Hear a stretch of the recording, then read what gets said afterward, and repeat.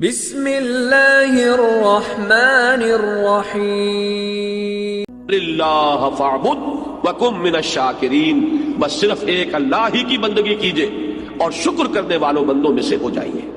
یہ اس سورہ زمر کی چند آیات میں نے آپ کو سنائی ہیں، یہ میرے نزدیک اس موضوع پر انفرادی سطح پر جو توحید عملی کا تقاضا ہے، یعنی عبادت رب اس حال میں کہ اطاعت کو اس کے لیے خالص کر دیا گیا ہو، اس موضوع پر یہ قرآن مجید کا ذروہ سلام ہے۔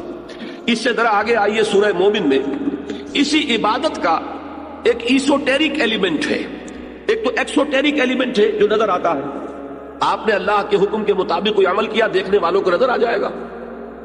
آپ نے کوئی اور کسی چیز سے احتراز کیا، بچے اس لیے کہ وہ حرام ہے، لوگوں کو معلوم ہو جائے گا۔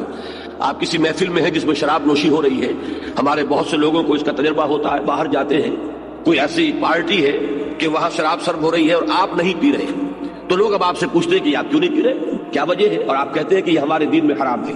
یہ گویا کہ ایک ظاہری عمل ہو گیا، آپ کی بندگی کا ظہور ہوا، اس کا اظہار ہوا۔ ایک اسی بندگی کا ایسوٹیرک ایلیمنٹ ہے جو اندر ہی اندر ہوتا ہے، وہ ہے اللہ سے دعا۔ اور اصل میں دعا جان لیجئے، ایک دعا تو ہے جو ہم کرتے ہیں ہاتھ اٹھا کر اور مانتے ہیں، پھر وہ دعا جو باجماعت ہوتی ہے، یہ تو ظاہری ایک دعا عمل ہے جو نظر آ گیا۔ اصل دعا وہ ہے تضرعا وخیفہ، وہ جو انسان دون الجہر من القول، زبان ہلائے بغیر دل ہی دل میں جو اللہ کو وہ پکار رہا ہوتا ہے، اللہ سے استدعا کرتا ہے، اللہ سے ہم کلام ہوتا ہے، اللہ کے سامنے اپنی خطاؤں کا اقرار کرتا ہے۔ یہ جو اندر ہی اندر کی سرگوشی ہے، اس کو حضور صلی اللہ علیہ وسلم نے عبادت کا لب لباب اور عبادت کا جوہر قرار دیا۔ فرمایا الدعاء هو العبادہ، الدعاء مخ العبادہ، دعا ہی تو عبادت کا جوہر ہے۔ یہ دعا ہی تو اصل میں مخ کہتے ہیں عربی زبان میں ہڈی کا جو گودا ہوتا ہے اس کو، کہ اصل میں جو گودا ہے اس کا جو جوہر ہے وہ در حقیقت دعا ہے۔ تو اب اسی توحید عملی کا ایک دوسرا تقاضا یہ ہوگا کہ کبھی بھی انسان اللہ کے سوا کسی اور کو نہ پکارے، اور نمبر دو یہ کہ اس کا یہ پکارنا جو ہے، دعا کرنا جو ہے اپنے پروردگار سے، یہ بھی مخلصین لہ الدین، اس کے لیے اپنی اطاعت کو خالص کرتے ہوئے، اس لیے کہ اگر آپ اطاعت میں شرک کر رہے ہیں تو اللہ سے دعا کرنے کا منہ ہی نہیں ہے۔ کس منہ سے اللہ کو پکار رہے ہیں جبکہ آپ نے اللہ تعالیٰ کے ساتھ وہ توحید فی العبادت کا تقاضا پورا نہیں کیا؟ آپ اللہ کے ساتھ اور ہستیوں کی بھی پوجا کر رہے ہیں، آپ نے اللہ کے ساتھ کچھ اور ہستیوں کو بھی مطاع بنایا ہوا ہے، اور تو کیا آپ نے نفس کو مطاع بنایا ہوا ہے، آپ نے دولت کو محبوب بنایا ہوا ہے اللہ سے بڑھ کر، تو کیا منہ ہے آپ کا کہ آپ اللہ سے ہم کلام ہو؟ لہذا در حقیقت یہ اندر کی جو اصل دعا ہے یہ وہی شخص کر سکے گا، اور اسی کا دل لگے گا اس میں کہ جو اپنی جگہ پر یہ احساس رکھتا ہو کہ میں نے اللہ کی بندگی کی ہے خالصتاً، اسی کی بندگی تمام بندگیوں سے آزاد ہو کر، تبھی اللہ سے دعا انسان صحیح معنی میں کرتا ہے۔ تو اس سورہ مبارکہ میں ایک سے زائد مرتبہ یہ مضمون آیا ہے فادعوا اللہ مخلصین لہ الدین، پس دعا کیا کرو اللہ سے، پکارا کرو اللہ کو، لیکن شرط اس کے ساتھ ہے مخلصین لہ الدین، اس کے لیے اپنی اطاعت کو خالص کرتے ہوئے۔ اگر یہ نہیں ہو سکتا، ایک شخص کی زندگی جو ہے وہ غفلت میں گزری ہے، جہالت میں گزری ہے، نادانی میں گزری ہے، اب وہ اللہ کو پکارنا چاہتا ہے تو پہلے عہد کرے کہ اللہ جو بھی خطائیں تھی وہ آپ فرما دے، جو بھی مجھ سے غلطیاں ہوئی، تیرے احکام جو میں نے توڑے، اب عہد کرتا ہوں کہ آئندہ کوئی تیرا حکم نہیں توڑوں گا۔ تو اب اللہ کو پکاریے، اللہ سے دعا کیجئے۔ اسی چیز کا نام ہے استغفار اور توبہ۔ یہ جو حضور صلی اللہ علیہ وسلم نے فرمایا کہ میں بھی 70 مرتبہ اللہ سے استغفار کرتا ہوں، استغفر اللہ ربی من کل ذنب واتوب الیہ، میں استغفار کر رہا ہوں اللہ سے اپنی تمام خطاؤں پر، اور اب میں اس کی طرف متوجہ ہوتا ہوں، توبہ کر رہا ہوں، توبۃ نصوح، خالص توبہ۔ تو استغفار اور توبہ جو ہے یہ در حقیقت دعا کے لیے گویا کہ بمنزلہ تمہید ہے۔ استغفار کیجئے، توبہ کیجئے، اب اللہ کو پکاریے، اللہ سے دعا کیجئے۔ تو فرمایا فادعوا اللہ مخلصین لہ الدین، اور اسی سورہ مومن میں وہ آیت بھی آئی ہے جو آپ نے اکثر جمعوں کے خطبوں میں اور وعظوں میں سنی ہوگی، قال ربکم ادعونی استجب لکم ان الذین یستکبرون عن عبادتی سیدخلون جہنم داخرین۔ تیرے رب نے یہ کہہ دیا ہے، اعلان کر دیا ہے، مجھے پکارو، قال ربکم، تمہارے پروردگار کا اعلان عام ہے، مجھے پکارو، مجھ سے دعائیں کرو، میں تمہاری دعائیں قبول کروں گا۔ اور جو لوگ بربنائے استکبار میری عبادت اور میری دعا سے وہ ابا کرتے ہیں، انکار کرتے ہیں، اعراض کرتے ہیں، وہ جہنم میں داخل ہوں گے ذلیل و خوار ہو کر۔ اب یہ جو دو پہلو میں نے آپ کے سامنے توحید عملی کے بیان کیے، ایک اللہ کی بندگی ہمہ تن ہمہ وجوہ اور یکسو ہو کر، یک رنگ ہو کر، ایک صرف ایک ہی اللہ کو پکارنا، اسی سے استغاثہ، اسی سے دعا، اسی سے استمداد، اسی سے استعانت۔ اب اس سے آگے بات چلتی ہے، یہی توحید عملی۔ اب ایک اجتماعی نظام ہے، ایک معاشرہ ہے، اس معاشرے میں دستور ہے، قانون ہے، انسانی زندگی جو ہے، جو کہا گیا ہے کہ انسان متمدن حیوان ہے۔ علیحدہ علیحدہ تو آپ رہتے نہیں کہ آپ اللہ کی بندگی کر سکیں، آپ ایک معاشرے کے اندر گتھے ہوئے ہیں، آپ جکڑے ہوئے ہیں، آپ کے رشتے ہیں، آپ کے ناطے ہیں، آپ کے کاروباری تعلقات ہیں، آپ جس ملک میں رہتے ہیں اس کا کوئی دستور ہے، اس کا کوئی نظام ہے، وہاں کوئی قانون نافذ ہے۔ اب یہ اجتماعی توحید کیا ہوگی کہ اللہ کا دین، اللہ کی اطاعت پورے اجتماعی نظام پر غالب ہو جائے۔ اگر ایسا نہیں ہو رہا، بلکہ یہ کہ زندگی کے ہم نے حصے بکھرے کر لیے ہیں کہ مسجد میں تو کاملتاً اللہ کی اطاعت ہوگی، لیکن پارلیمنٹ میں نہیں، ہائی کورٹ میں نہیں، چیف کورٹ میں نہیں، سپریم کورٹ میں نہیں۔ اگر یہ بات ہے تو اس کا مطلب وہی شرک ہو گیا، وہی تقسیم ہو گئی۔ جیسے انفرادی زندگی کی تقسیم شرک ہے کہ کچھ اطاعت اللہ کی کچھ کسی اور کی کر لی، کچھ اپنے نفس کی کر لی، کچھ رواج کی کر لی، کچھ زمانے کے چلن کی کر لی، تو یہی تو شرک ہے۔ یہ شرک ہے، عمل کا شرک۔ اسی طریقے سے اجتماعی نظام میں جب تک کہ پورا نظام اللہ کی اطاعت کے تابع نہ آ جائے، سیاست ہو تو اس کے تابع ہو، قانون ہو تو اس کے تابع ہو، عدل کا نظام ہے تو اس کے تابع ہو، معیشت ہے تو اس کے تابع ہو، سماجی نظام ہے تو اس کے تابع ہو، آئلی نظام ہے تو اس کے تابع ہو، جب تک کہ اجتماعی نظام پورا کا پورا اللہ کی اطاعت کے تحت نہیں آ جاتا، در حقیقت توحید کا تقاضا اجتماعی سطح پر پورا نہیں ہوگا۔ اسی کا نام ہے اقامت دین، اسی کا نام ہے تکبیر رب، اسی کا نام ہے اظہار و دین الحق علی الدین کلہ، پورے کے پورے نظام اطاعت پر اللہ کی اطاعت کو غالب کر دیا جائے۔ اسی کا نام ہے لیکون الدین کلہ للہ، کہ پورا کا پورا نظام اطاعت اللہ ہی کے تابع ہو جائے۔ اسی کا نام ہے اعلاء کلمت اللہ، جو حضور نے فرمایا کہ اصل مجاہد وہ ہے جو جنگ کرتا ہے نہ مال غنیمت کے لیے، نہ اپنی بہادری کے اظہار کے لیے، نہ وہ کسی قومی یا قبائلی عصبیت کی بنیاد پر، بلکہ صرف اس لیے لتکون کلمت اللہ ہی العلیٰ، تاکہ اللہ کا کلمہ سب سے اونچا ہو جائے، اللہ کی بات سب سے بالا ہو جائے۔ یہ جو عمل ہے، اس کے لیے پہلا قدم کیا ہوگا؟ دیکھیے اس کو اچھی طرح سمجھ لیجیے، میں چاہتا ہوں 2 اور 2 4 کی طرح بات سمجھ میں آئے۔ سب سے پہلا کام کیا ہے کہ میں اور آپ خود اللہ کے بندے بنے۔ اگر یہ ہم نہیں کر رہے اور ہماری اپنی اطاعت میں ابھی شرک کا رنگ ہے، ہماری اپنی محبتوں میں ابھی شرک کی آمیزش ہے، تو اس سے اگلا قدم اٹھنے کا سوال ہی نہیں۔ ہماری بندگی، ہماری اطاعت، ہماری عبادت اللہ کے لیے ہو، اطاعت کو اس کے لیے خالص کرتے ہو۔ اگلا قدم کیا ہوگا؟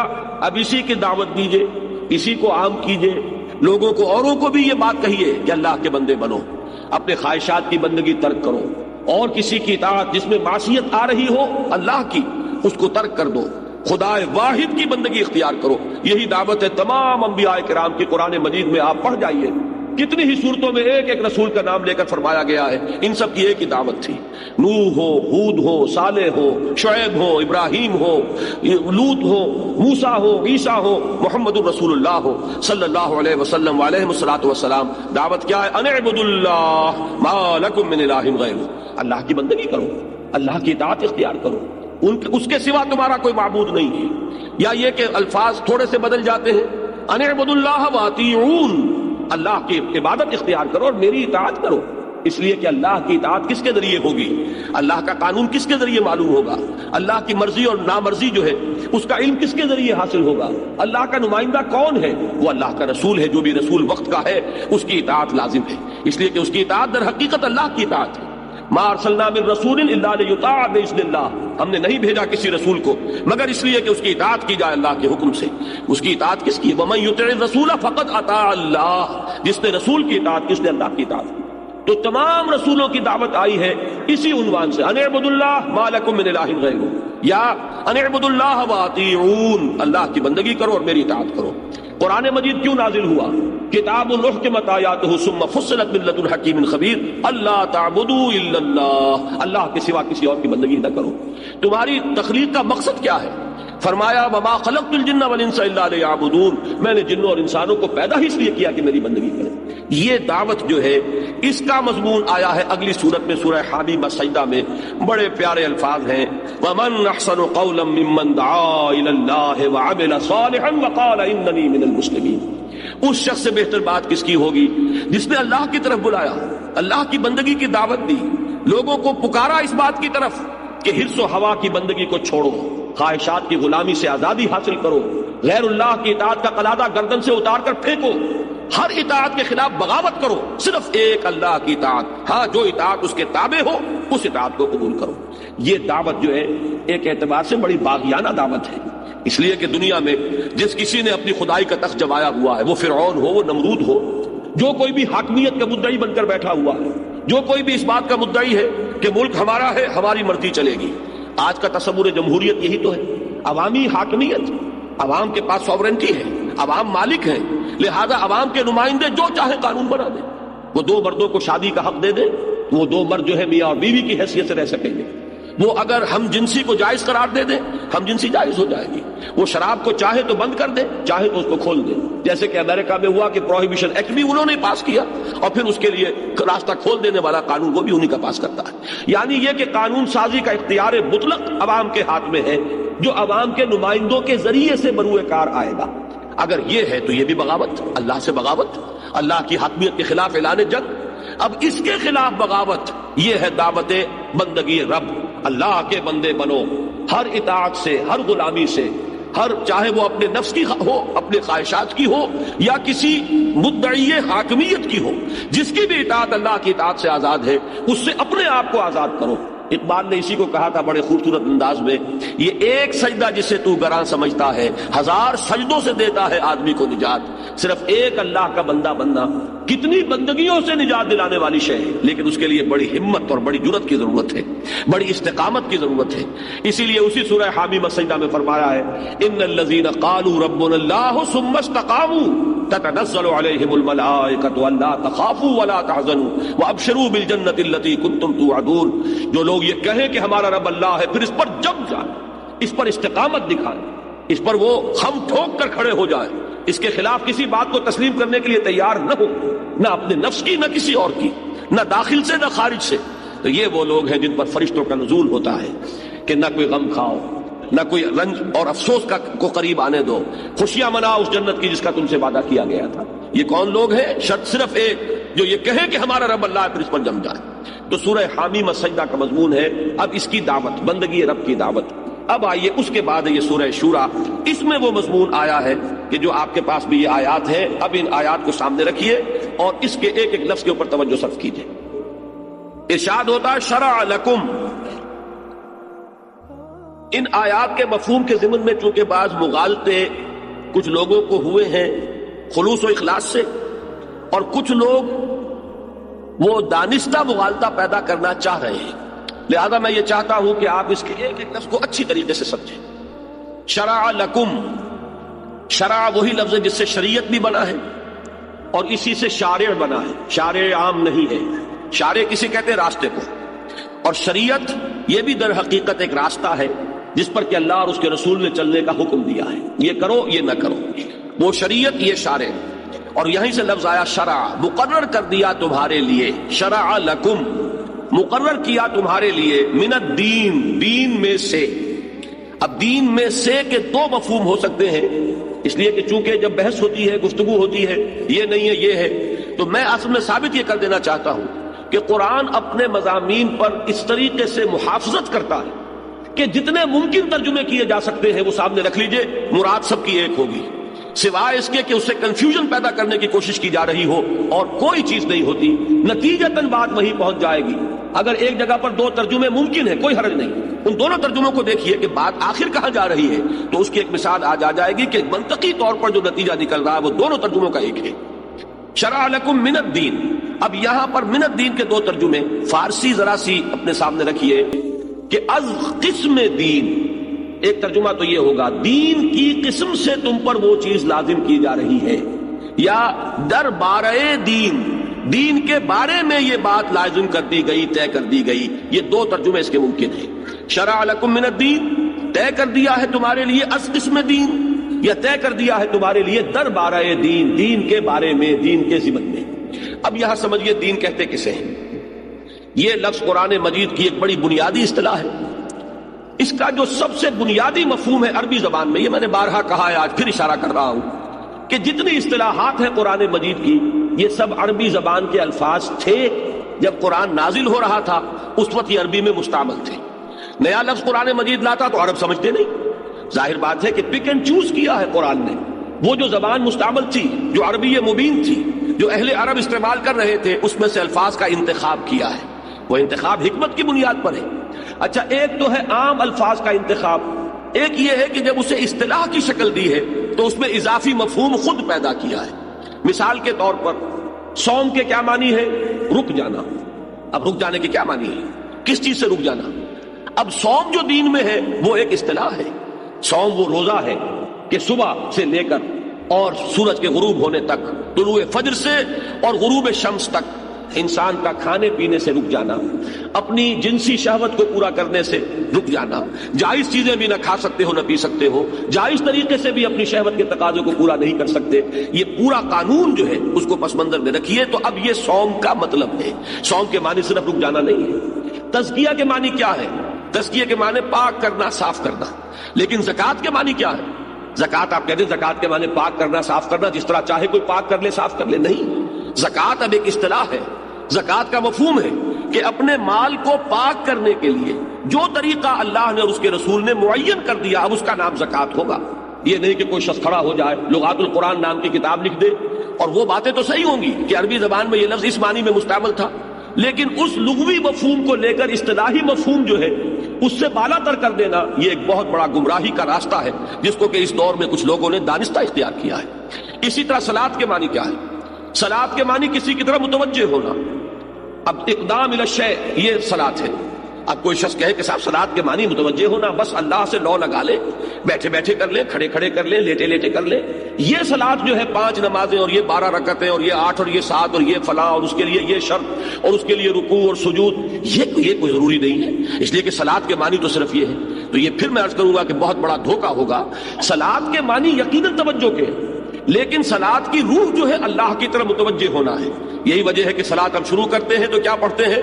انی وجہت وجہی للذی فطر السماوات والارض حنیفا وما انا من المشرکین. میں نے اپنا رخ کر لیا اس ذات کی طرف جس نے آسمان اور زمین کو پیدا فرمایا یکسو ہو کر، اور میں اس کے ساتھ شرک کرنے والوں میں نہیں.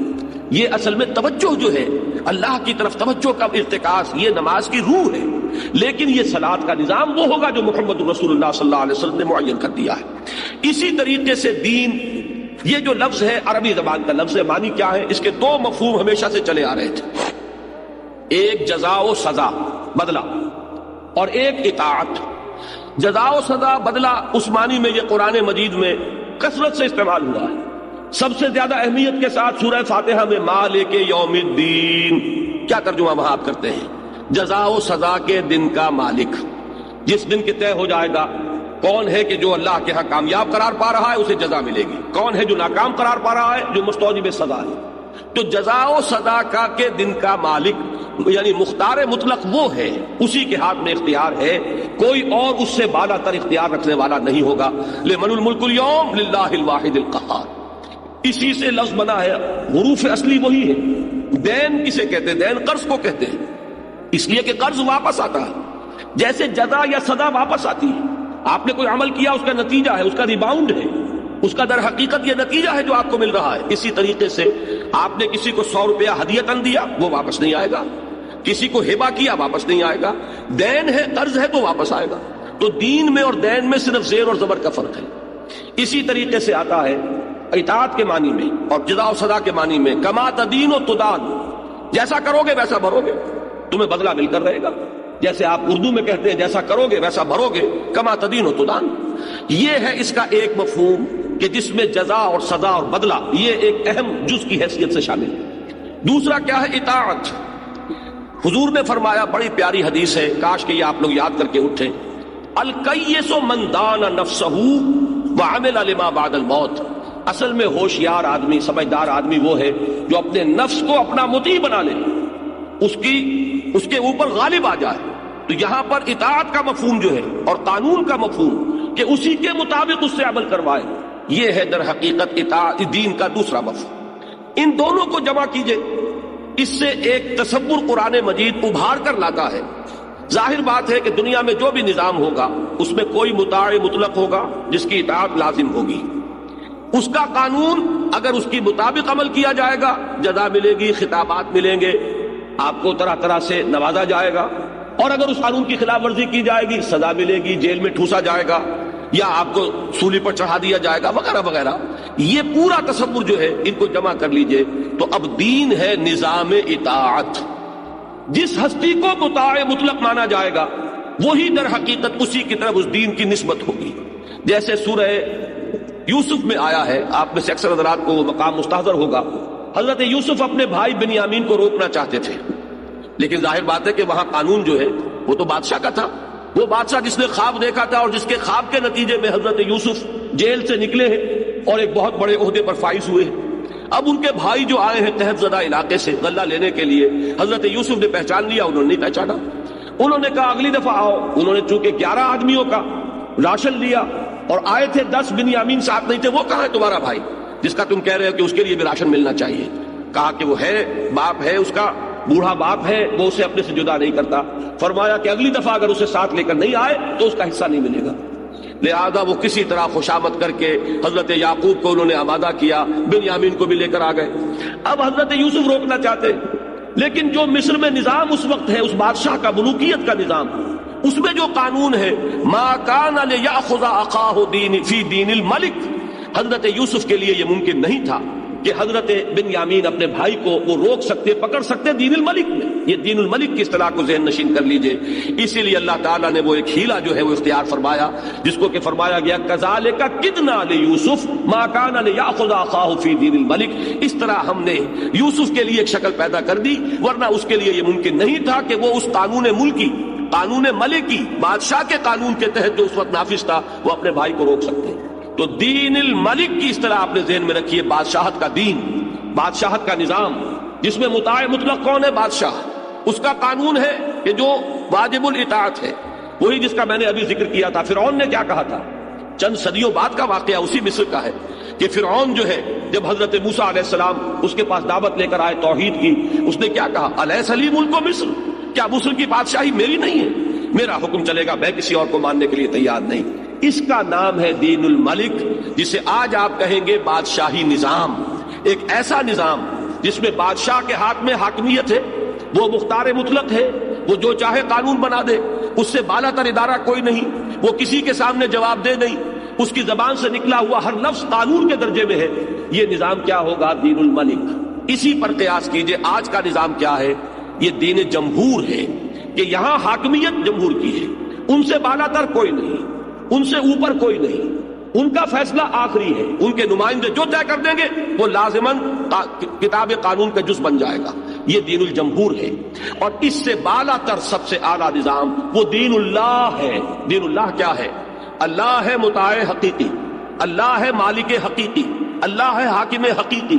اللہ کے لیے حاکمیت ہے، سروری زیبا فقط اس ذات بے ہمتا کو ہے، حکمراں ہے ایک وہی، باقی بتانے آزری. سارا نظام اس کے تابع آ جائے گا، یہ دین اللہ ہو جائے گا. تو فرمایا وہ دین جو ہے ہم نے تمہارے لیے وہی چیز مقرر کی ہے. شرع لکم من الدین ما وصى به نوحا، جس کی کہ وصیت کی تھی اللہ نے نوح کو، والذی اوحینا الیک، اور جس کی وحی کی ہے اے نبی ہم نے آپ کی طرف صلی اللہ علیہ وسلم، وما وصینا به ابراہیم و موسیٰ و عیسیٰ، اور جس کی وصیت ہم نے کی تھی ابراہیم کو اور موسیٰ کو اور عیسیٰ کو. یہاں تک رک کر ذرا توجہ کیجئے، اس سے ایک حقیقت سامنے آ گئی کہ ان پانچوں رسولوں کا دین ایک ہی ہے، دین میں کوئی فرق نہیں. آپ حیران ہوں گے کہ شریعت میں تو فرق ہے، کہیں تفصیلی احکام جو ہے ان میں تو تبدیلی ہوئی ہے. روزے کی جو شکل ہمارے ہاں ہے یہود کے ہاں یہ نہیں تھی. بعض چیزیں اس میں زیادہ سختی کی تھیں، بعض نرمی کی تھیں. اس میں مثلاً یہ بھی تھا کہ آپ رات کو سو گئے تو روزہ شروع ہو گیا، سحری کا کوئی تصور نہیں، اب اگلی شام تک یہ روزہ چلے گا.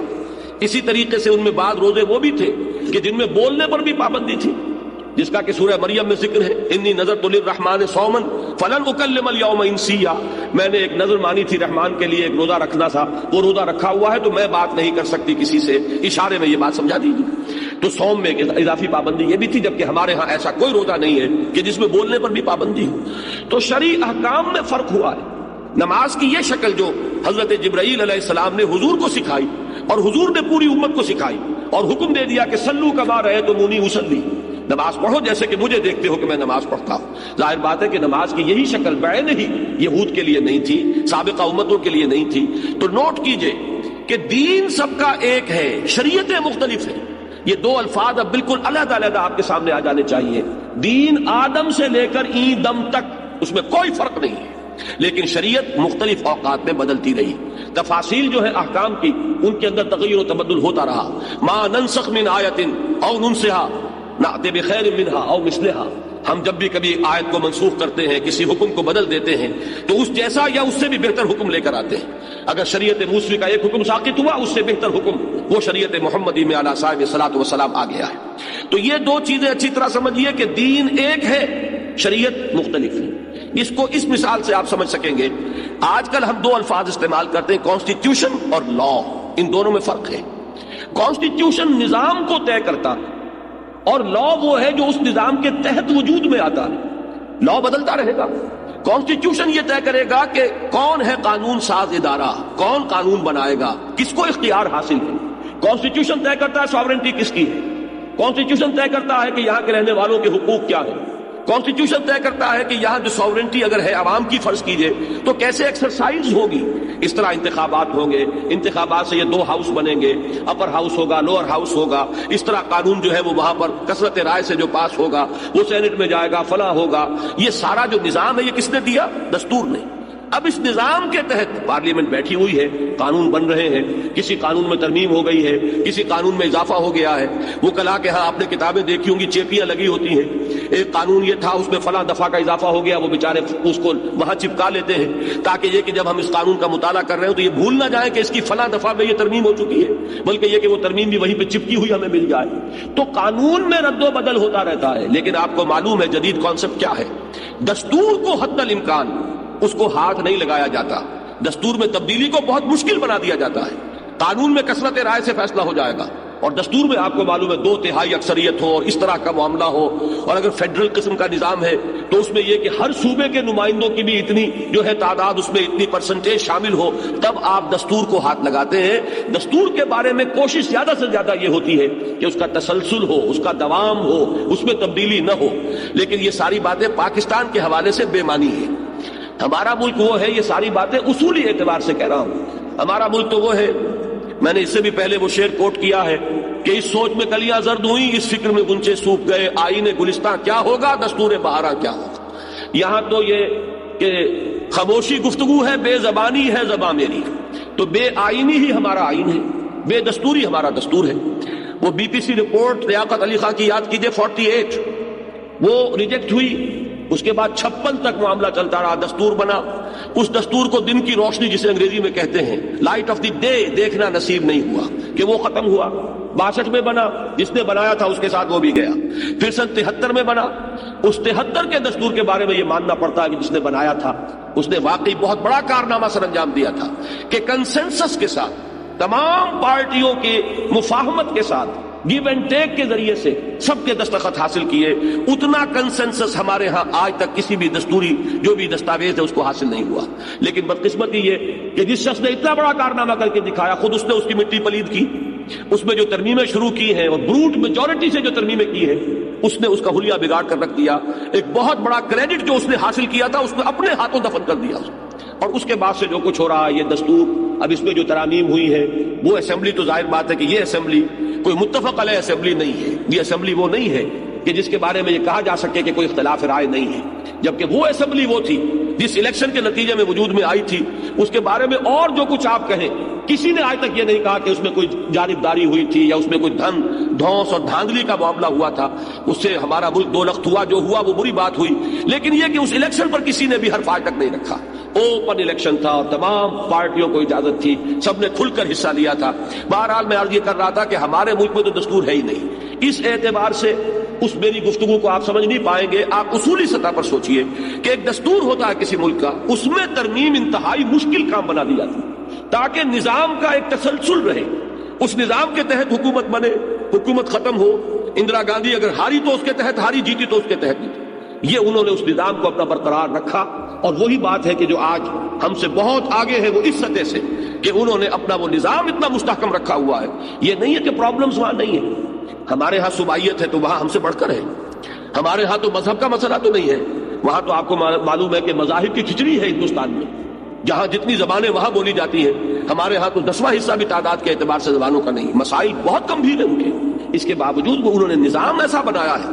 میں کہا کرتا ہوں کہ شوک ایبزاربرز اتنے رکھ دیے ہیں اس کے اندر کہ بڑے سے بڑا ہنگامہ ہوتا ہے, ذرا سی وائبریشنز ہوتی ہیں, اس کے بعد پھر وہ معاملہ اس کے اندر ایڈجسٹ ہو جاتا ہے. یہ ہے دستور کا کام اصل میں, کہ ایک دستور ہے, اس دستور کی پٹری پر اس ملک کی گاڑی چل رہی ہے. البتہ اس دستور کے تحت جو قانون سازی کا نظام بنا دیا گیا, اس میں اب قانون جو ہے اس میں ترمیم ہو سکتی ہے, نئے قانون بن سکتے ہیں.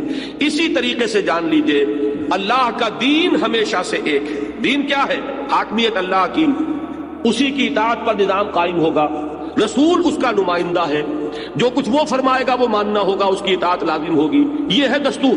اب اس کے تحت ظاہر بات ہے کہ موسیٰ آئے, انہوں نے حکم دیا, انہوں نے جو حکم دیا اب وہ دین اللہ کا وہ ورشن ہوگا کہ جو وہاں پر نافذ ہوگا. اور جب حضرت محمد صلی اللہ علیہ وسلم تشریف لائے, آپ نے وہ واقعہ سنا ہوگا کہ ایک موقع پر حضرت عمر کسی معاملے میں غالباً آرگو کر رہے تھے کسی مسئلے پر, اور تورات اٹھا کر لے آئے. حضور سے گفتگو کرتے ہوئے تورات پڑھ رہے ہیں, تو حضور کے چہرے پر ناگواری کے آثار ہوئے. حضرت ابوبکر موجود تھے, وہ دیکھ رہے ہیں حضرت عمر تو اپنے پڑھنے میں لگے ہوئے, تورات پڑھ کر سنا رہے ہیں حضور کو. حضور کے چہرے پر شدید ناگواری اور شدید غضبناکی کے آثار دیکھ کر حضرت ابوبکر نے فرمایا, عمر کیا ہو گیا ہے تمہیں, تم دیکھتے نہیں ہو نبی اکرم صلی اللہ علیہ وسلم کے چہرے کو کہ آپ کی کیفیت کیا ہے؟ اب جو انہوں نے اٹھا کر دیکھا, حضور کا غضبناک چہرہ دیکھا, تو بار بار اب جملے دہرائے, رضیت باللہ ربا وبمحمد رسولا وبالاسلام دینا, رضیت باللہ ربا وبمحمد رسولا وبالاسلام دینا, کہ کوئی میرے اندر سرکشی نہیں ہے, میں راضی ہوں اس پر کہ اللہ میرا رب ہے, محمد رسول ہے صلی اللہ علیہ وسلم, اسلام میرا دین ہے. تب حضور کا وہ غصہ فرو ہوا اور آپ نے فرمایا کہ اے عمر, اگر موسیٰ خود بھی اس وقت زندہ ہوتے تو انہیں میری پیروی کرنی ہوتی. تو ظاہر بات ہے کہ جب ان کو میری پیروی کرنی ہوتی تو ان کی کسی بات کو دلیل کے طور پر میرے سامنے کیسے پیش کیا جا سکتا ہے؟ یعنی یہ کہ رسول اب محمد ہے صلی اللہ علیہ وسلم, تو نمائندے کون ہیں؟ اللہ کے, حضور ہیں. اب ان کا حکم ہوگا جو نافذ ہوگا. آپ سے پہلے حضرت موسیٰ کی شریعت تھی, وہ نافذ العمل تھی. تو یہ شریعتیں بدلی ہیں, دین ایک رہا ہے. یہ بات میں چاہتا ہوں کہ اچھی طرح سمجھ لیں. آدم کا دین, نوح کا دین, ابراہیم کا دین, ہود کا دین, صالح کا دین, لوط کا دین, اور موسیٰ کا دین, عیسیٰ کا دین اور محمد کا دین صلی اللہ علیہ وسلم وعلیہ الصلوۃ والسلام, وہ ایک ہے. اس میں قطعاً کوئی فرق نہیں. وہ دین کیا ہے؟ حاکم مطلق اللہ, اس کا نمائندہ اللہ کا رسول, اس کی ہدایت کے مطابق پورا نظام بنے گا. میں نے بارہا عرض کیا ہے کہ ہمارے ہاں جو دستوری خاکے بنے ہیں ان میں اس کا تقاضا ایک دفعہ کی صورت میں ہمیشہ پورا کیا گیا. No legislation will be done repugnant to the Quran and the Sunnah. بس یہی دستور ہے, یہی دین ہے. کوئی قانون سازی اللہ اور اس کے رسول کے, اس کی سنت کے خلاف نہیں کی جا سکے گی. یہی ہے کہ اگر 100% اس کو آپ نافذ کر دیں تو یہ ہے دین اللہ. تو فرمایا شرع لکم من الدین ما وصى به نوحا والذی اوحینا الیک وما وصینا به ابراہیم وموسیٰ وعیسیٰ. اب آیا ہے وہ اصل میں کانٹے کا لفظ, ان اقیموا الدین ولا تتفرقوا فیہ, کہ قائم کرو دین کو اور اس کے بارے میں متفرق نہ ہو جاؤ. اب دیکھیے, میں نے جو عرض کیا تھا دو ترجمے, کہ دین تمہارے لیے وہی مقرر کیا گیا جو ان پانچوں کا دین ہے. اگر یہ مفہوم لیں گے کہ از قسم دین وہی دین تمہارے لیے ہے, تو یہاں پر خطاب ہو جائے گا ان اقیموا الدین, کس سے؟ مسلمانوں سے. یہ دین جو چلا آ رہا ہے نوح سے لے کر اور محمد تک ایک ہی دین ہے. اے مسلمانوں, تمہارے ذمہ یہ ہے کہ اسے قائم کرو, اسے نافذ کرو, اس کو بالفعل برپا کرو. اور اگر یہ لیا جائے کہ دربارہ دین جو چیز ان پر تھی وہی ہے مسلمانوں تم پر فرض ہے, کہ نوح کے ذمہ بھی یہی بات تھی کہ دین کو قائم کرو, ابراہیم کے ذمہ بھی یہی بات تھی کہ دین کو قائم کرو, موسیٰ کے ذمہ بھی یہی بات تھی کہ دین کو قائم کرو, عیسیٰ کے ذمہ بھی یہی بات تھی کہ دین کو قائم کرو. آج وہی فرض زمانے کے اس مرور کے ساتھ اے مسلمانوں, وہ مقدس فرض اب آج تمہارے کندھوں پر آ گیا ہے. شرع لکم من الدین ما وصى به نوحا والذی اوحینا الیک وما وصینا به ابراہیم وموسیٰ وعیسیٰ ان اقیموا الدین ولا تتفرقوا فیہ. دونوں ترجموں کے اعتبار سے مراد میں قطعاً کوئی ایک بال برابر فرق نہیں. یہ چیز قطعی طور پر ثابت ہو گئی کہ مسلمانوں کے ذمے ہے اس دین کو قائم کرنا. یہ دین دیکھیے نا, اللہ کی حاکمیت وہ رکھی رہ جائے ایک طرف, اور آپ صرف نماز روزہ پڑھ کر یہ سمجھیں کہ اللہ کا دین قائم ہو گیا, تو یہ تو بہت بڑی سادہ لوحی ہے. اللہ کی حاکمیت تسلیم نہ کی جا رہی ہو, اللہ کا قانون نافذ نہ ہو, اللہ کی شریعت جو ہے اس کے مطابق معاملات طے نہ ہو رہے ہو. یہ جو فرمایا گیا ہے سورہ مائدہ میں 3 دفعہ, من لم يحكم بما انزل الله فاولئك هم الكافرون ومن لم يحكم بما انزل الله فاولئك هم الفاسقون ومن لم يحكم بما انزل الله فاولئك هم الظالمون. جو اللہ کی اتاری ہوئی شریعت کے مطابق فیصلے نہیں کرتے وہی تو فاسق ہیں، وہی تو ظالم ہیں، وہی تو کافر ہیں۔ یہی انداز ہے بالکل علامہ اقبال کے اس شعر کا جو میں سنا چکا ہوں کہ بتوں سے تجھ کو امید ہے خدا سے نو امیدی، مجھے بتا تو صحیح اور کافری کیا ہے؟ تم نے اللہ کی شریعت کو پسے پوچھ ڈالا، اپنی مرضی سے قانون بنائے، اور اس سے بڑا کفر کیا ہوگا؟ تم نے اللہ کی اتھارٹی کو چیلنج کیا، اس کی حاکمیت کا انکار کیا، تم خود مدعی بن کر آئے حاکمیت کے کہ ہمیں اختیار ہے کہ جو چاہے قانون بنا دے۔ اس سے بڑی بغاوت اللہ کی جناب میں کیا ہوگی؟ اور اس کا کفارہ تم چند سجدوں کے ذریعے سے اللہ کو ٹرخانا چاہتے ہو، چند سجدے کر کے اور چند روزے رکھ کر تم سمجھتے ہو کہ کفارہ ادا ہو جائے گا۔ یہ بغاوت عمومی جو پوری زندگی میں ہے، ظہر الفساد فی البر والبحر بما کسبت ایدی الناس، یہ بغاوت تو بحر و بر کے اندر پھیلی ہوئی ہے، چھائی ہوئی ہے، اور تم چند سجدوں سے اور چند روزوں سے یہ سمجھو کہ تم کفارہ ادا کر دے گے، تو یہ سادہ نوحی ہے، اس کے سوا کچھ نہیں۔ یخادعون اللہ والذین آمنوا وما یخدعون الا انفسهم، یہ دھوکہ دینے کی کوشش کر رہے ہیں اللہ کو اور اہل ایمان کو، مگر نہیں دھوکہ دے رہے سوائے اپنے آپ کے اور کسی کو۔ یہ ہے اصل میں ان اقیم الدین، کہ قائم کرو دین کو۔ اس میں بھی کچھ لوگوں نے اس دور میں آ کر باتیں کرنی شروع کی ہیں، میں چاہتا ہوں اس کو بھی اچھی طرح سمجھ لیں۔ قام یقوم کے معنی کھڑا ہونا، اور اقام یقیم کھڑا کرنا۔ بعض حضرات نے ترجمہ کیا اور وہ ترجمہ صحیح ہے کہ قائم رکھو دین کو، میں نے کہا قائم کرو دین کو۔ دونوں ترجمے 100% درست، مراد ایک ہی ہے، اس کو بھی جان لیجئے تاکہ اس معاملے میں کوئی شخص آپ کو مغالطے میں مبتلا نہ کر سکے۔ دیکھیے مثال ہے خیمے کی، خیمہ اگر کھڑا ہے تو کھڑا رکھا جاتا ہے۔ آندھی آ رہی ہے، اس کے کھوٹے مضبوط کرو، رسی دیکھو کوئی کمزور تو نہیں۔ یہ بھی ہو سکتا ہے کہ جب جھکڑ آ رہا ہو تو آپ رسیوں کو پکڑ کر کھڑے ہو جائیں، آپ بانسوں کو پکڑ کر کھڑے ہو جائیں کہ خیمہ گرنے نہ پائے۔ یہ کیا ہے؟ خیمے کو قائم رکھنا، اس لیے کہ کھڑا ہے۔ اور اگر خیمہ گر جائے تو سیدھی بات کیا ہوگی؟ اب رکھیں گے کس چیز کو؟ وہ تو گر چکا۔ اب ترجمہ ہوگا قائم کرو، اس خیمے کو قائم کرو اور پھر قائم رکھو۔ یہ دو چیزیں ہیں کہ جن میں مفہوم کے اعتبار سے، مراد کے اعتبار سے کوئی فرق نہیں، یہ صرف ماحول کے اعتبار سے فرق ہوگا۔ فرض کیجئے کوئی شخص پیدا ہوا ہے خلافت راشدہ میں، دین قائم تھا کہ نہیں؟ اب وہ قائم کرے گا کس چیز کو؟ دین تو قائم ہے، اب اس کا فرض کیا ہوگا؟ دین کو قائم رکھو۔ جو کام کیا حضرت ابو بکر صدیق نے، آندھیاں آئی تھی کہ نہیں آئی تھی؟ یہ جو مرتد ہوئے، ارتداد کی ایک آندھی آئی، مانعین زکوٰۃ کی آندھی آئی، یہ نئی نبوتوں کے دعوے دار جو ہے ایک جھکڑ بن کر اٹھے، یہ سب کس لیے اٹھے تھے؟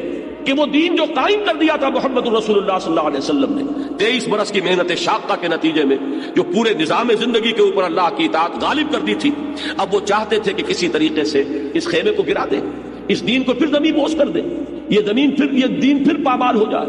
وہ جو حالی نے کہا ہے کہ پستی کا کوئی حد سے گزر نہ دیکھے، اسلام کا گر کر نہ ابھر نہ دیکھے، مانے نہ کبھی کہ بد ہے ہر جزر کے بعد، دریا کا ہمارے جو اتر نہ دیکھے، تو کوششیں ہوئی کہ نہیں ہوئی؟ اس وقت حضرت ابو بکر کی وہ آہنی عظیمت تھی کہ جو اس دین کو قائم رکھنے کے لیے سامنے آ گئی ہے، اور کیسی ان کی وہ عظیمت تھی کہ حضرت عمر جیسے لوگوں کے پاؤں بھی اس وقت جو ہے ان کے اندر لرزہ طاری ہو گیا تھا۔ وہ بھی کچھ مصلحت کا مشورہ دے رہے تھے کہ کم سے کم یہ مانعین زکوٰۃ جو ہیں ان کے ساتھ، ان کے خلاف کوئی آپ محاذ نہ کھولیں، آپ نئی نبوت کے دعوے داروں سے جنگ کریں، ٹھیک ہے، لیکن انہوں نے تو کوئی نئی نبوت کا اقرار نہیں کیا۔ لیکن حضرت ابو بکر رضی اللہ تعالیٰ عنہ کی عظیمت کا عالم یہ تھا کہ خدا کی قسم اگر یہ حضور کے زمانے میں زکوٰۃ کے اونٹوں کے ساتھ اس کی رسیاں بھی دیتے تھے، اب اگر یہ اونٹ دیں اور رسی روک لیں تب بھی میں ان سے جنگ کروں گا، میں دین کے اندر کوئی ترمیم نہیں کرنے دوں گا، وہ دین جو محمد رسول اللہ نے ہمیں دیا ہے، اس دین کو قائم رکھنا ہے، اس میں کوئی کمی ہم نے گوارا کر لی تو دین قائم کہاں رہے گا؟ تو یہ جان لیجئے کہ خلافت راشدہ میں دین کو قائم رکھا گیا، نہ یہ کہ قائم کیا گیا، قائم کیا تو محمد رسول اللہ نے صلی اللہ علیہ وسلم، انقلاب عظیم جو آپ نے برپا کیا۔ اب اس کے بعد جو ہے جو آج ہمارا حال ہے، وہ جو ابھی میں حالی کی زبان سے اپنا حال آپ کو سنا چکا ہوں، وہ کیا ہے؟ دین جو ہے زمین بوس، پامال، دنیا کے اندر کہیں وہ دین جو ہے اپنے ایک نظام زندگی کے حصے سے کھڑا نہیں ہے، اجزاء ہے، کہیں پر یہ ہے کہ نماز روزہ ہی ہے، کہیں یہ کہ چور کا ہاتھ کاٹ ڈالنا بھی ہے، اس سے آگے نہیں، پورا نظام حکومت، پورا نظام معیشت، یہ جو ہے وہ دین کے تابع نہیں ہے، تو وہ دین ایک کل کی حیثیت سے کہیں بھی نہیں۔ آج ضرورت اس بات کی ہوگی کہ اس دین کو قائم کیا جائے، اور قائم کرنے کے بعد پھر اس کو قائم رکھا جائے۔ تو ان اقیم الدین، دیکھیے جب نماز کھڑی ہو جاتی آپ کیا کہتے ہیں؟ قد قامت الصلاۃ، نماز کھڑی ہو گئی، اور اقیم الصلاۃ، نماز کو قائم کرو۔ یہی بات یہاں ہے، ان اقیم الدین، وہ دین جو تمہیں دیا گیا، وہی دین جو عیسیٰ کا، موسیٰ کا، ابراہیم کا، نوح کا، وہی دین محمد کا ہے صلی اللہ علیہ وسلم۔ اب اس دین کو قائم کرنا اے مسلمانوں تمہاری ذمہ داری ہے۔ ان اقیموا الدین ولا تتفرقوا فیہ، اس میں بھی نوٹ کیجئے تتفرقوا کا اگر فیہ کا لفظ نہ آئے تو اس کا ترجمہ کچھ اور ہوگا. ولا تتفرقوا، متفرق نہ ہو جاؤ، تفرقے میں مبتلا نہ ہو جاؤ، علیحدہ علیحدہ گروپس نہ بن جاؤ. لیکن تتفرقوا فیہ، اس دین کے بارے میں متفرق نہ ہو. یہ دین ایک وحدت ہے، اس کی وحدت کو برقرار رکھو.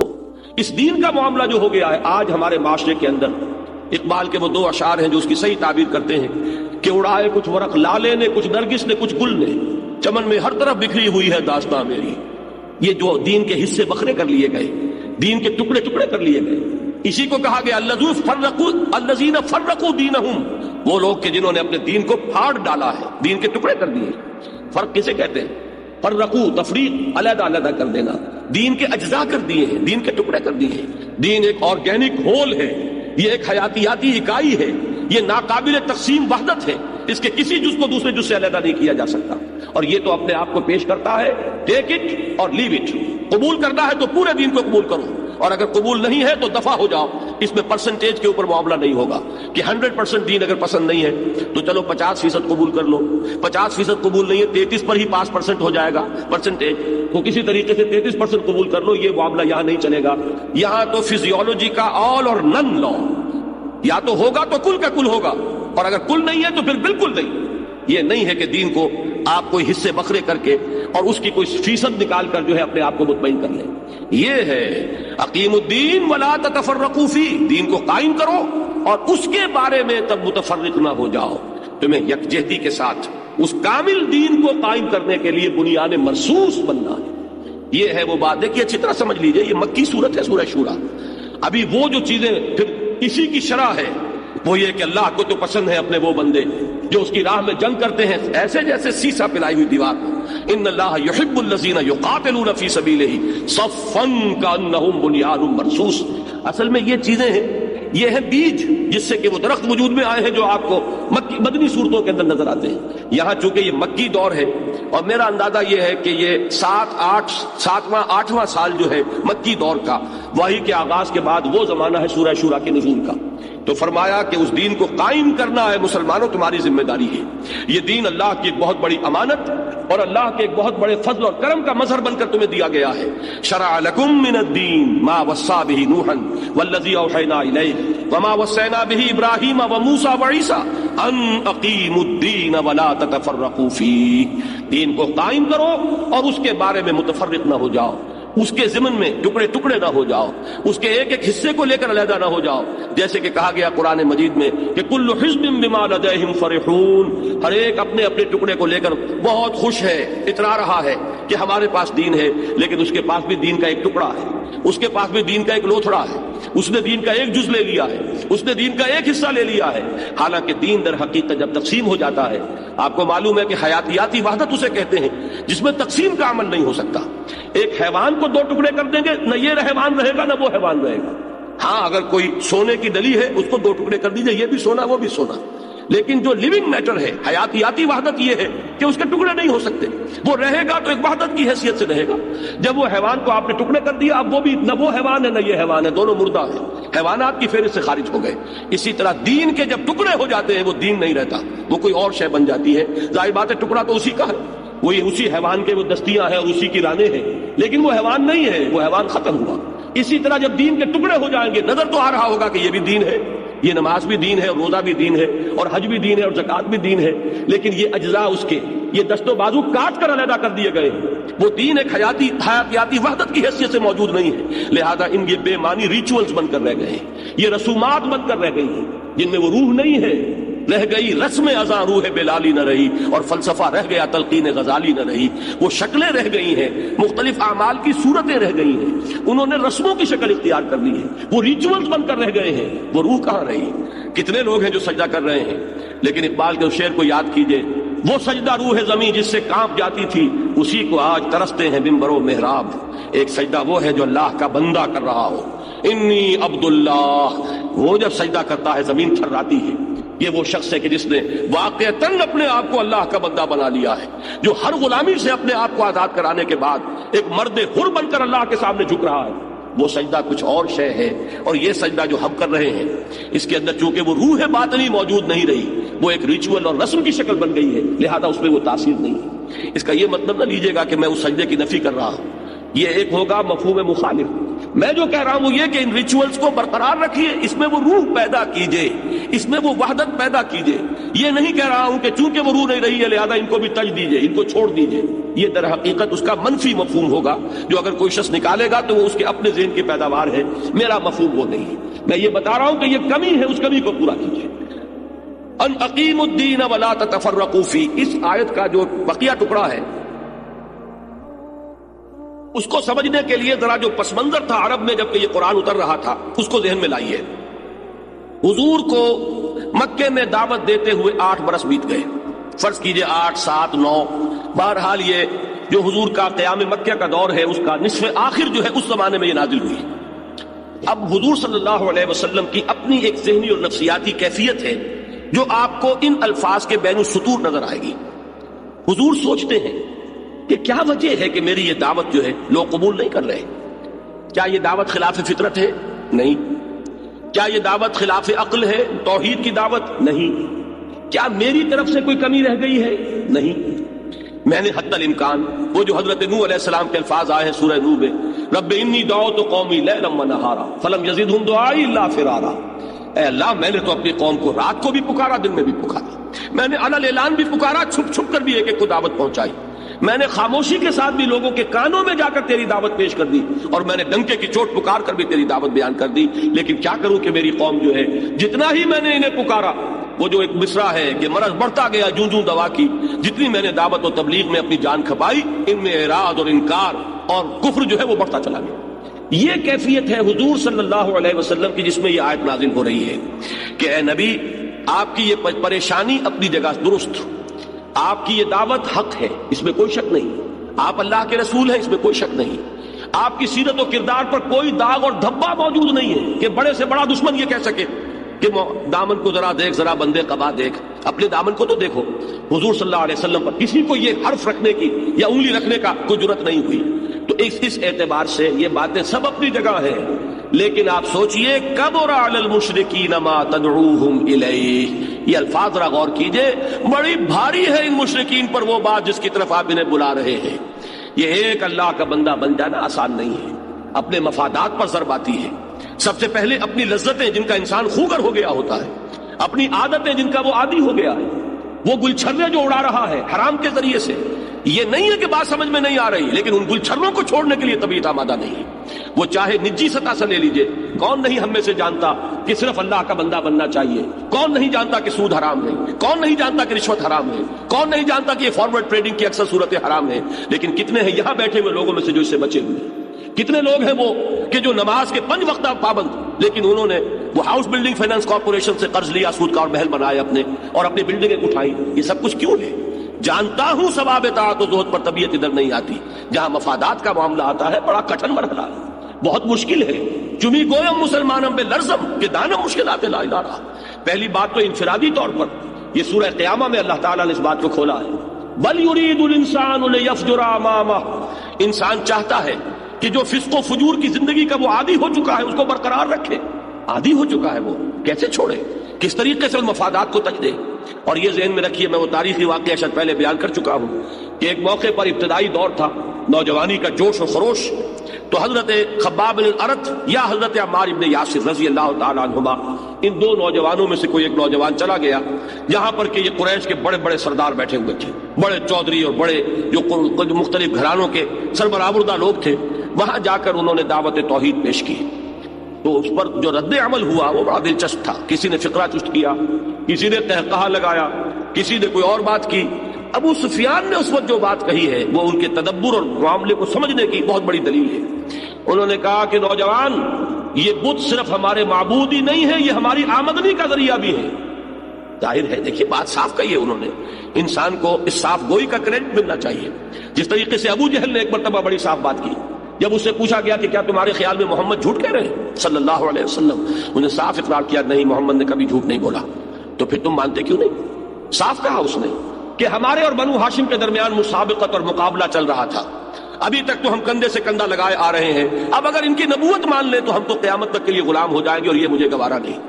تو give the dual is due, کہ اس نے کم سے کم یہ کہ کوئی جھوٹ نہیں بولا، جو سچی بات تھی دل کی وہ کہہ دی، کہ اصل بات یہ نہیں ہے کہ مجھے محمد کے جھوٹے ہونے کا گمان ہے معاذ اللہ، اصل بات یہ ہے کہ اگر محمد کو ہم نبی مان لیں سر جھکانا پڑے گا۔ صاف بات ہے، قرآن مجید میں تمام رسولوں کی دعوت آئی، ان اعبدوا اللہ واطیعون، اللہ کی بندگی کرو، اور صرف اللہ کی بندگی نہیں، میری اطاعت کرو۔ تو اطاعت کیسے کر لیں محمد کی صلی اللہ علیہ وسلم؟ یہ ہے اصل شے۔ قرآن مجید کہتا ہے کہ نہیں کہتا کہ یہود کے علماء حضور کو ایسے پہچانتے تھے جیسے کہ اپنی اولاد کو پہچانتے ہیں، یعرفونہ کما یعرفون ابناہم، ایسے پہچانتے ہیں جیسے اپنے بیٹوں کو پہچانتے ہیں۔ لیکن کیوں نہیں مانا؟ سیادت قیادت مسند پر وہ بیٹھے ہوئے تھے، وہ تھے کہ جن کے ہاتھ چومے جا رہے تھے، جن سے فتوے پوچھے جا رہے تھے، یہ کون آ گیا نیا آدمی؟ اگر اس کی بات مان لیں ہم تو اس کا مطلب یہ کہ ہمارا منصب ختم، ہماری حیثیت ختم، ہم تو پھر اس کے تابع ہو جائیں گے۔ ہماری وہ حیثیت جو ہے کہ ہم لوگوں کے اس وقت مقتدا ہے، رہنما ہے، وہ حیثیت ختم ہوتی ہے۔ یہ ہے اصل شے۔ تو فرمایا کبر علی المشرکین ما تدعوہم الیہ۔ دیکھیے یہ بات جو میں نے کہی تھی کہ یہ بت ان کی آمدنی کا ذریعہ تھے، اس کو تفصیل سے سمجھ لیجئے۔ نمبر ایک تو یہ کہ پورے عرب کے معبود جب مکے میں رکھے ہوئے تھے، حج کے لیے جب لوگ آتے تھے، جو چڑھاوے چڑھاتے تھے وہ کہاں جاتے تھے؟ ایک تو یہ آمدنی کا ذریعہ ہے۔ مزاروں پہ جو چڑھاوے چڑھتے ہیں کہاں جاتے ہیں؟ سیدھی سیدھی بات ہے، کوئی اتنی قیمتی چادر لایا چڑھا گیا، کوئی اور چادر لایا، یہ چادریں جاتی کہاں ہیں؟ آخر کوئی تو ان کا مصرف ہوگا، یہ کس کی آمدنی کا ذریعہ بن رہی ہے؟ پہلی بات تو یہ سمجھ لیجئے کہ وہ مجاور تھے، قریش مکے کے مجاور، 360 بت رکھے ہوئے ہیں، جو چڑھاوا چڑھے گا انہی کے پاس آئے گا۔ اسی میں سے بڑے سمجھدار تھے، اسی میں سے کچھ حصہ نکال کر وہ ان کے لیے دودھ کی سبیلیں لگا دیتے تھے، پانی پلانے کا انتظام کرتے تھے، سقایا پانی پلانا، کہ حجاج خوش بھی رہیں، آئیں دیکھیں کہ ہم نے ان کے معبودوں کو ٹھیک رکھا ہوا ہے، ان کو کوئی گدن نہیں پہنچایا ہے، آئیں چڑھاوے چڑھائیں، چڑھایا ہوا ہمارے پاس جائیں۔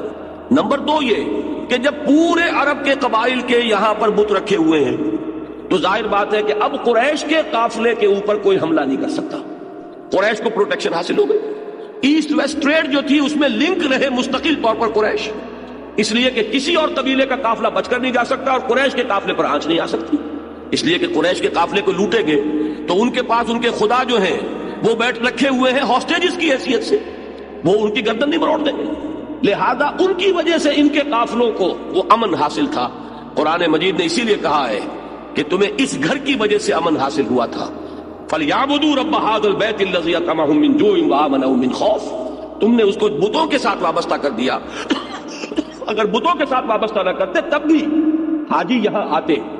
اور یہ حج کا معاملہ جو ہے ذہن میں رکھیے، مکے والوں کی اس میں معاش کا بھی اللہ تعالیٰ نے بندوبست کیا تھا۔ یہ ظاہر بات ہے، حضرت اسماعیل علیہ السلام نے جب اپنی اولاد کو وہاں، بلکہ حضرت ابراہیم نے جب یہ کہا کہ رب انی اسکنت من ذریتی بواد غیر ذی زرع عند بیتک المحرم ربنا لیقیموا الصلاۃ، پروردگار میں نے اپنی نسل کو ایک شاخ جو ہے اس کو یہاں پہ آباد کر دیا ہے تیرے گھر کے پاس تاکہ وہ نماز کے نظام کو قائم رکھیں۔ تو اب فجعل افئدۃ الناس تہوی الیہم، اب لوگوں کے دلوں کو ان کی طرف مائل کر دے، لوگ یہاں آئے اور ان کو ثمرات کے ذریعے سے وہ رزق پہنچا، وہ رزق آج تک وہاں پہنچ رہا، جب بت نہیں تھے تب بھی وہ رزق آ رہا تھا، لیکن اس وقت صورت یہ بن گئی تھی کہ بظاہر وہ رزق بتوں سے وابستہ ہو گیا تھا، کہ مختلف قبائل کے لوگ اپنے اپنے بتوں کو پوجنے کے لیے یاترا کے لیے آتے ہیں، چڑھاوے چڑھاتے ہیں، حالانکہ یہ تو گھر ہے اصل میں، کہ جس گھر کو کہ اللہ تعالیٰ نے مرکز بنایا تھا، جب یہاں بت نہیں تھے تب بھی یہاں ثمرات آ رہے تھے، ثمرات کل شیء یجبا الیہ ثمرات کل شیء، اور اس کے بعد جب حضور نے بتوں سے صاف کر دیا تو کیا اس کے بعد وہ ثمرات کل شیء وہاں نہیں آتے رہے؟ لیکن اس وقت جو چیز نظر آ رہی تھی بظاہر وہ کیا تھی کہ ان بتوں کے حوالے سے ہماری آمدنی ہے، ان بتوں کی وجہ سے ہمیں عرب کے اندر قیادت اور سیادت کا منصب حاصل ہے، تو ہم کیسے چھوڑ دیں؟ یہ ہے وہ بات جو یہاں فرمائی کہ اے نبی، نہ آپ کی دعوت خلاف عقل، نہ آپ کی دعوت خلاف فطرت، نہ آپ کے اپنی محنت میں کوئی کسر، نہ آپ نے جو کچھ کیا ہے اس میں کوئی بھی پہلو جو ہے ایسا رہ گیا ہے کہ جس میں کسی اصلاح کی ضرورت ہو، آپ نے جان اپنی مار دی، بلکہ روکا گیا کہ کیا آپ اپنے آپ کو ہلاک کر لیں گے اس غم کے اندر کہ یہ ایمان نہیں لا رہے؟ اے نبی آپ اب ہلکان نہ کیجئے اپنے آپ کو، لعلک باخع نفسک الا یکونوا مؤمنین۔ اصل بات کیا ہے؟ کبر علی المشرکین ما تدعوہم الیہ، اس بات کو سمجھ لیجئے، جس بات کی طرف آپ ان مشرکین کو بلا رہے ہیں وہ ان پر بہت بھاری ہے۔ فرمایا اللہ یجتبی الیہ من یشاء ویہدی الیہ من ینیب، جان لیجئے کہ ان مشرکین میں سے تو اللہ تعالیٰ جس کو چاہے گا کھینچ لے گا.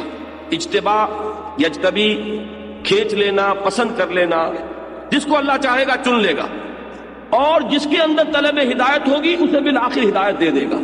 یہ آیت کا یہ ٹکڑا آخری، اگرچہ میرے اصل مضمون سے اقامت دین سے اس کا کوئی براہ راست تعلق نہیں ہے، لیکن قرآن مجید میں بڑے جو حکیمانہ مضامین ہیں وہ اس طریقے سے آ جاتے ہیں ضمنی طور پر. مضمون بنیادی طور پر کوئی اور چل رہا ہے، لیکن حکمت کا کوئی موتی ہے کہ جو اس کے ساتھ ضمنی طور پر جو ہے ٹانک دیا گیا ہے اس کے حسن کے لیے. تو دیکھیے یہ دو راستے ہیں لوگوں کے حق کی طرف آنے کے. اگر تو کسی شخص کے اپنے دل میں حق کی طلب ہے، ہدایت کا وہ طالب ہے، تو آج نہیں تو کل اسے ہدایت مل کر رہے. یہ اللہ کا وعدہ ہے. جو حق کا طالب ہوگا ہم حق کھول دیں گے، جو ہدایت چاہے گا اسے ہدایت لازماً دیں گے. اور بعض اوقات ایسا بھی ہوتا ہے کہ کسی کی طبیعت میں خود کوئی حق کی طرف، ہدایت کی طرف میلان نہیں ہوتا، لیکن اللہ اسے پکڑ کر کھینچ لیتے ہیں زبردستی. یہ دو راستے جو ہیں ان کو یوں سمجھیے کہ ایک ابو بکر تھے رضی اللہ تعالی عنہ، طبیعت میں پہلے سے نیکی ہے، طبیعت کے اندر شرک سے اجتناب ہے، توحید تک خود پہنچ چکے ہیں. اب ان کے لیے تو کوئی بات ہی نہیں تھی، جیسے ہی حضور نے اپنی نبوت کا اظہار کیا فوراً ایمان لے آئے. یہ کون ہے؟ یہ تو وہ ہیں یہدی الیہ من ینیب، جو خود ہی رجوع کیے ہوئے ہیں، جو خود ہی طالب ہدایت ہے، جو خود ہی متلاشی حق ہے، اللہ تعالیٰ اس کو ہدایت دیتا ہے. اور حضرت عمر کا معاملہ کیا ہے؟ کیا ان میں بھی کوئی طلب تھی؟ قطعاً نہیں. وہ تو ایک کھلنڈرے قسم کے انسان، جیسے ہمارے معاشرے میں ہوتے ہیں کچھ لوگ جن کو لڑنے بھرنے میں مزہ آتا ہے، جو چلتے ہوئے خامخواہ بھی کندھا ماریں گے کسی کو. یہ انداز تھا حضرت عمر کا ایمان لانے سے پہلے. جو ابو جہل کا انداز تھا وہی حضرت عمر کا انداز تھا ایمان سے قبل. لیکن یہ کہ ایسے لوگوں کے اندر ایک بات ہوتی ہے ہمت، جرأت. یہ جس چیز کو صحیح سمجھ لیں گے اس کے لیے تن من دھن لگا دینا، جان کی بازی کھیل جانا، یہ چیزیں ان میں ہوتی ہیں. لیکن طبیعت کا کوئی میلان نہیں ہے کسی خیر کی طرف، بھلائی کی طرف، کوئی ہدایت کی طلب نہیں ہے. لیکن ایسے لوگوں کو جب اللہ چاہے کھینچ کر بلا لیتا ہے، جیسے کہ حضرت عمر کا واقعہ ہے کہ گھر سے نکلے تھے حضور کو قتل کرنے کے ارادے سے، لیکن اللہ نے ایسی شکل پیدا کر دی کہ اللہ تعالیٰ نے انہیں اپنی طرف کھینچا ہے. اسی کو کہتے ہیں ہمارے صوفیاء کہ ایک ہوتے ہیں مجذوب سالک، ایک ہوتے ہیں سالک مجذوب. سالک مجذوب وہ ہے جو چلتے چلتے چلتے چلتے خود آ رہا ہے اور پھر اللہ تعالیٰ بھی ہاتھ پکڑ کر اور ہدایت کے راستے پر لے آتا ہے. ایک وہ مجذوب سالک ہے جسے پہلے اللہ نے کھینچا اور کھینچ کر پھر رفتہ رفتہ ساری تربیت بھی دی اور سلوک بھی طے کرایا. تو یہ دو مزاج آپ کو انسانوں میں ہمیشہ ملیں گے. ایک وہ اللہ یجتبی الیہ من یشاء، یہ تو اب اللہ کی مرضی ہے، جس کو چاہے وہ کھینچ لے، جس کو چاہے اپنی طرف بلا لے، جس کا چاہے دل جو ہے، دل تو انسانوں کے اللہ کی انگلی کے مابین ہے. تمام لوگوں کے دل بین اصبع الرحمن، رحمان کی دو انگلیوں کے مابین ہیں، جس کا چاہا پھیر دیا. اسی لیے دعائیں ہیں، یہ مسنون دعائیں ہیں. اللہم صرف قلوبنا الی طاعتک، اللہم ثبت قلوبنا علی دینک. اے اللہ ہمارے دلوں کو اپنے دین پر جمائے رکھ، اے اللہ ہمارے دلوں کو پھیر دے اپنی اطاعت کی طرف. تو یہ دل جو ہے اللہ کی انگلیوں میں ہے، جس کا دل چاہے وہ پھیر دے. یہ ہے وہ جو مجذوب سالک ہے جو یہاں پر بیان کیا گیا، اللہ یجتبی الیہ من یشاء. اور دوسرا وہ ہے جو خود حق کا طالب، ہدایت کا متلاشی، چل کر آ رہا ہے تو اس کا تو حق ہے کہ اس کے لیے دروازہ کھولا جائے. وہ آ کر دستک دے رہا ہے، اس کے لیے دروازہ کھولا جائے. یہ ہے وَيَهْدِي إِلَيْهِ مَن يُنِيبُ. اب ذرا ذہن میں رکھیے، جب حضور اقامت دین کی اس دعوت کو لے کر کھڑے ہوئے ہیں، اس وقت عرب میں دو قسم کے لوگ تھے. ایک تو یہ مشرکین تھے جو ضل ضلالا بعیدا کا مصداق تھے، دوسرے اہل کتاب تھے. حضور صلی اللہ علیہ وسلم کو زیادہ جو پریشانی لاحق ہوتی تھی ان اہل کتاب کے بارے میں، انہیں کیا رکاوٹ ہے؟ یہ تو مشرکین ہیں، ان کے پاس کسی رسول کی دعوت نہیں، کوئی کتاب نہیں. 2000 سال بیت گئے حضرت اسماعیل علیہ السلام کے بعد سے، یہاں کوئی نبی نہیں آیا، کوئی رسول نہیں آیا. لہذا ان کے لیے تو پھر بھی کوئی بات سمجھ میں آتی ہے، ان کی دوری، ان کا اس کو قبول نہ کرنا، ہچکچانا، اس لیے کہ بہت فاصلہ ہے. لیکن یہودیوں کو کیا ہوا؟ یہ عیسائیوں کو کیا ہوا؟ یہ تو کتابیں پڑھتے، وہم یتلون الکتاب، کتابیں پڑھتے ہیں. تورات موجود ہے، اگرچہ تحریف ہو گئی ہے لیکن پھر بھی وہ بنیادی ہدایت تو موجود ہے. انجیل موجود ہے، آج بھی اس انجیل کو آپ پڑھیے، بہترین مواعظ اس کے اندر موجود ہیں، دین کی بنیادی تعلیم اس کے اندر موجود ہے. جو بھی انہوں نے تحریف کی ہے وہ 2-4 جگہوں پر ہے. اور یہ بھی جان لیجئے کہ اصل میں اب بھی اناجیل 4 میں کہیں تثلیث کا عقیدہ موجود نہیں ہے. اب بھی کہیں پر بھی یہ کفارے کا عقیدہ ان میں موجود نہیں ہے. یہ تسلیس اور کفارے کے سارے عقیدے جو ہیں وہ جو پال کے لیٹرز ہیں ان کے اندر ہیں. واقعی یہ کہ وہ اناجیل اربع اب بھی اس سے پاک ہے. کچھ دو معنی قسم کے جملے تو ہیں جس سے یہ مفہوم بھی نکالا جا سکے وہ بھی نکالا جا سکے، لیکن صراحت کے ساتھ تسلیس کا عقیدہ ان اناجیل اربع میں آج بھی موجود نہیں. تو سوچئے کہ حضور کو جو سب سے زیادہ تشویش ہوتی تھی وہ ان مشرکین سے بھی بڑھ کر ان کے بارے میں کہ انہیں تو فوراً بڑھ کر قبول کرنا چاہیے تھا، یہ تو ان کے اپنے گھر کی بات ہے. قرآن موسیٰ کا ذکر کر رہا ہے، کتنے ادب سے، کتنے احترام سے، کتنی تعظیم سے. موسیٰ کی زندگی کے حالات پر قرآن مجید کا 1/13 حصہ حضرت موسیٰ کے حالات پر مشتمل ہے. یہ جو قصص القرآن کتاب لکھی مولانا میں نام بھول رہا ہوں، کوئی صاحب شاید بتا سکے، بہرحال حفظ الرحمان سہاروی رحمت اللہ علیہ قصص القرآن، انہوں نے ایک کام بڑا عجیب کیا ہے. ہر رسول یا نبی جس کا ذکر لائے ہیں اس میں پہلے بتا دیا ہے کہ قرآن مجید میں کہاں کہاں ان کا ذکر ہے اور آیات گنتی کر کے ٹوٹل آیات کتنی ہیں جو ان کے حالات پر قرآن مجید میں مشتمل ہیں. چنانچہ حضرت موسیٰ علیہ السلام کے حالات پر قرآن مجید میں 555 آیات ہیں، 6500 آیات ہیں کل، اس سے ذرا کچھ اوپر 6666 بھی کہتے ہیں.